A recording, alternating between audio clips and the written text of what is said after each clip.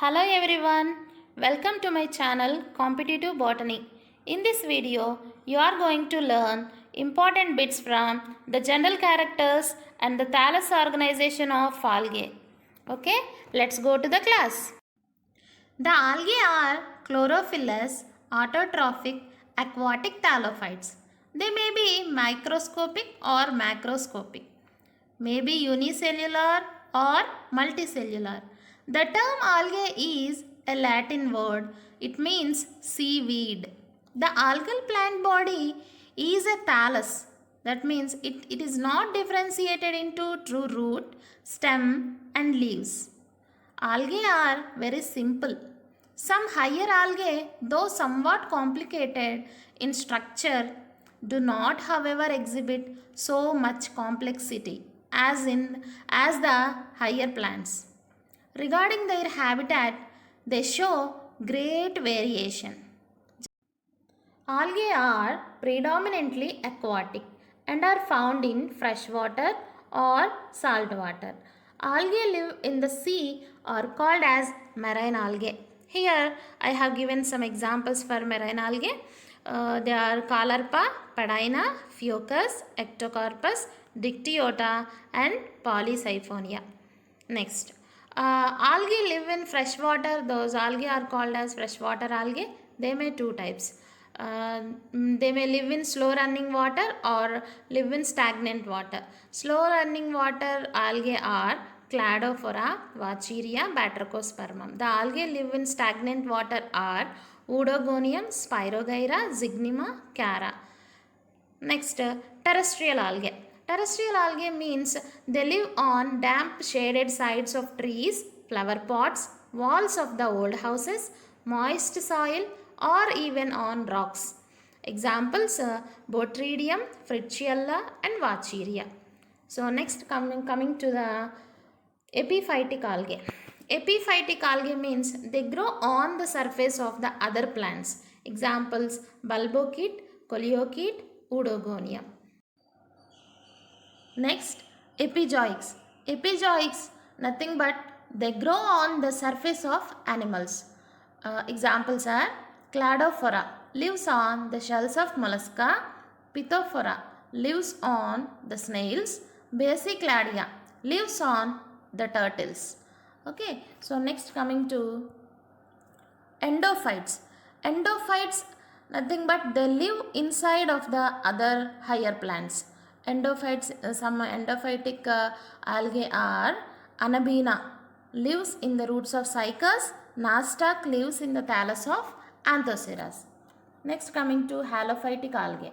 Halophytic algae that grow in highly concentrated salt lakes are called halophytic algae. There are two examples, Chlamydomonas renbergli and Dunaniella. These are the halophytic algae. Next coming to cryophytic algae. Cryophytic algae, nothing but they grow on snow or ice. They imparting the color to the snow. As I already discussed in the previous video, cryophytic algae, examples for the cryophytic algae are Haematococcus nivalis, Chlamydomonas yellowstonensis. Haematococcus nivalis imparting red color to the snow, Chlamydomonas yellowstonensis imparting green color to the snow. Next, symbiotic algae. Symbiotic algae, nothing but some members of Cyanophyceae, Chlorophyceae grow in association with fungi, Bryophyta, gymnosperms and angiosperms. Such relationship is called as symbiosis. Example, lichens. Next, thermophilic algae. Thermophilic algae inhabit hot springs. Some blue-green algae like Oscillatoria brevis and Cyanococcus elongates. Both are the thermophilic algae. Algae exhibit a wide range in their thallus structure and morphology. As I already told you, they may be unicellular or multicellular. So let's see some unicellular forms. Unicellular motile forms. Example, Chlamydomonas. unicellular non-motile form. Example, chlorella. Unicellular motile forms may contain fine protoplasmic whip-like threads called flagella. Unicellular motile forms may contain single flagella, example Chromulina. May contain two flagella, two equal flagella. That condition is referred as isocont, example Chlamydomonas. They may contain two unequal flagella. That condition is referred as heterocont, example Cryptomonas. Now coming to colonial forms. Multicellular forms may exhibit colonial habit. Here, cells are aggregated loosely within a common mucilaginous matrix. The cells remain connected by cytoplasmic threads.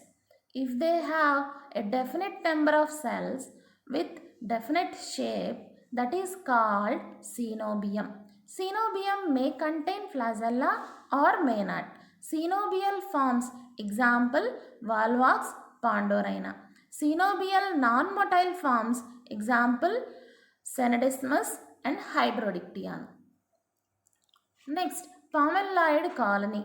Pomelloid colony, nothing but there is no fixed number of cells, and the non-motile cells embedded in an amorphous mucilaginous matrix. Examples are Tetraspora, Aphanotheca. So next coming to dendroid colony. Here the cells are arranged in tree-like appearance. That habit is referred as dendroid colony. Example Ecbalocystis and Chrysodendron. Next coming to rhizopodial colony. Here the cells are united through rhizopodia. Example Chrysidiastra. Next coming to the filamentous forms. The filamentous plant body is formed through repeated cell divisions in a single plan and in a single direction, where the cells remain attached to each other end to end, forming a chain or thread-like appearance. Let's see some examples. Filamentous branched forms, example Cladophora. Filamentous unbranched forms, example Spirogyra ulothrix. Filamentous false branching observed in Cytonema. Filamentous and heterotrichous habit observed in Coleochaete. Next coming to pseudoparenchymatous uniaxial forms, pseudoparenchymatous multiaxial forms. If one or more central filaments fuse to form a parenchymatous structure, then it is called pseudoparenchymatous thallus. Pseudoparenchymatous unisexual forms, example Batrachospermum. Pseudoparenchymatous multiaxial forms, example Polysiphonia. In some algae, the filaments are aseptate and show multinucleate condition. That condition is referred as xenocytic conditions. Such thallus is referred as siphonous forms. Example Vacheria. Next, the cells of a filament divide multidirectional plans. It results in the formation of parenchymatous thallus, and it becomes foliose and flat. Example parenchymatous forms. Example is Alva. These are the different kinds of thallus organizations found in algae. Now we are going to deal different structures found in algae. First one is flagella. Flagella are the fine protoplasmic whip-like or thread-like structures found in algae. They are used for the locomotion. So flagella are broadly divided into two types. They are whiplash and tinsel. Whiplash, nothing but hair-like smooth surfaced flagella, are called as whiplash flagella.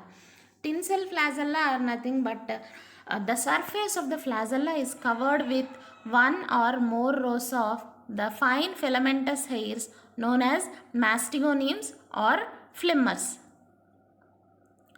So, tinsel flagella again divided into three categories, that is pantonymatic, pantoacronematic, steconematic. Here you have seen some images. Look at the third image, pantonymatic flagella. Pantonymatic, nothing but mastegonemes are arranged on either side. Next, fourth image, pantoacronematic. Pantoacronematic.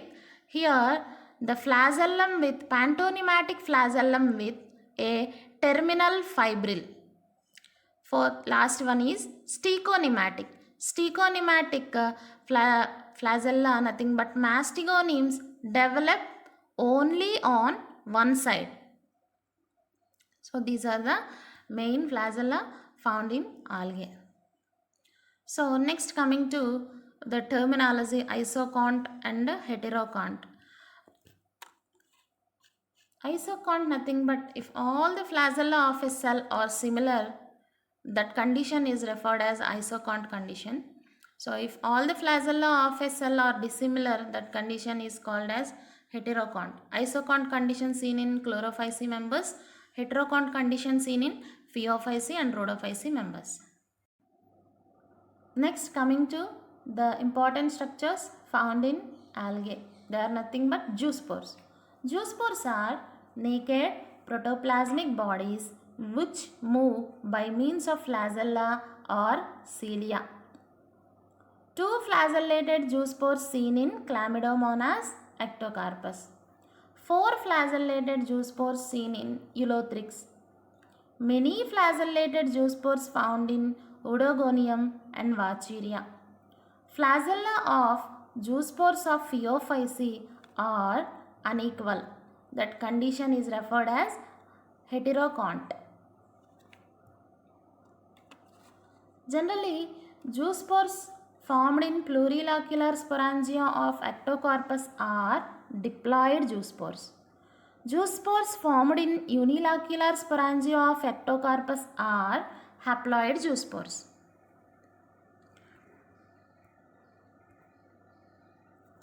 Thick-walled zoospores are called hypnospores, found in Ulothrix, Vacheria, Pediastra.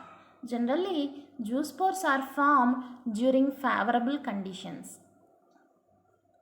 Next, aplanospores.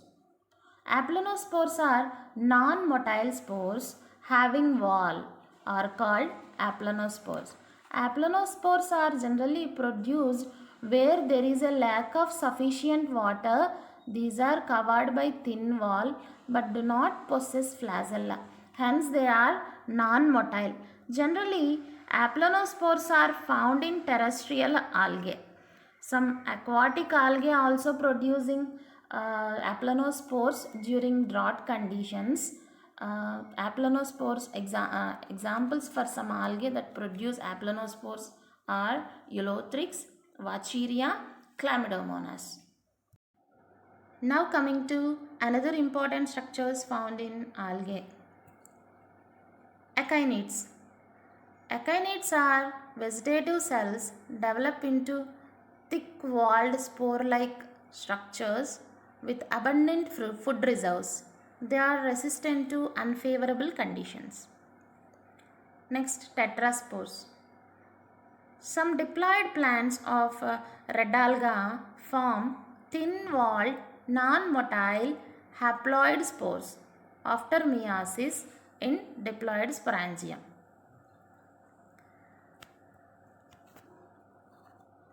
They are formed in tetrads, hence they are called tetraspores.